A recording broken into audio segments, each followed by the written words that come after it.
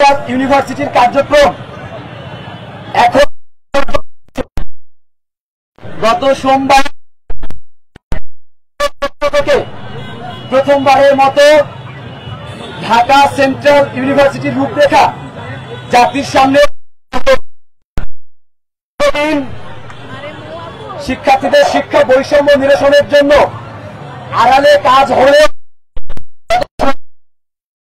সরকার সকল সাংবাদিকদের সম্মুখে এসে রূপরেখা প্রকাশের মধ্য দিয়ে যে মাইল ফলক সৃষ্টি করেছে সেটিকে আমরা প্রতিটি শিক্ষার্থী অন্তর থেকে স্বাগত জানাই। ইতিমধ্যে প্রথম প্রস্তাবিত সেন্ট্রাল ইউনিভার্সিটির কার্যক্রম বিশ্ববিদ্যালয় মঞ্জুরি কমিশন অনেক দিকে বিশ্ববিদ্যালয় মঞ্জুরি কমিশনকে আমরা আপনারা জানেন এই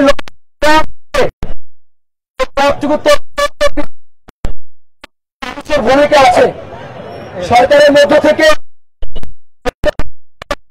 মাহমুদ সাহেব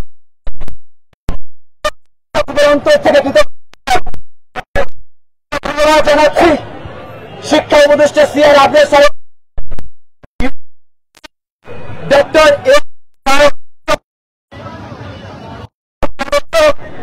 ডক্টর তানজিমউদ্দিন খান স্যারের প্রতি অন্তর থেকে কৃতজ্ঞ।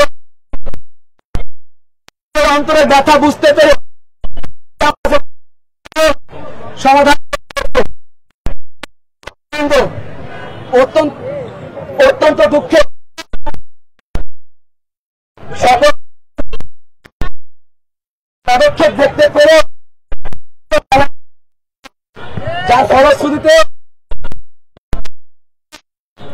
সোমবার বিশ্ববিদ্যালয় মঞ্জুরি কমিশন এবং শিক্ষা মন্ত্রণালয়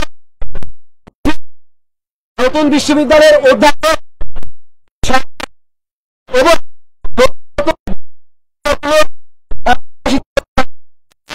কবে নাগাদ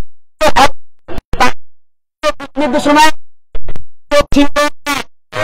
যার ফলে জানানোর পরে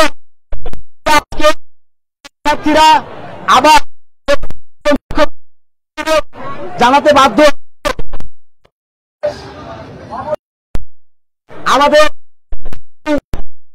আগস্টের মধ্যে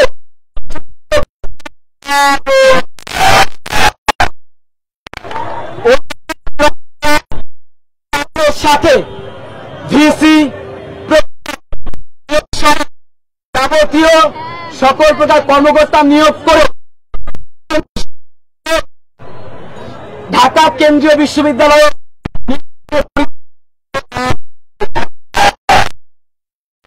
বর্তমান শিক্ষার্থীরা ঢাকা বিশ্ববিদ্যালয়ের যে বৈষম্য শোষণ এবং নির্যাতনের মধ্যে পড়েছে সেখান থেকে অবশ্যই মুক্তির জন্য শিক্ষার্থীদেরকে নতুন বিশ্ববিদ্যালয়ের কার্যক্রমে অন্তর্ভুক্ত করতে হবে।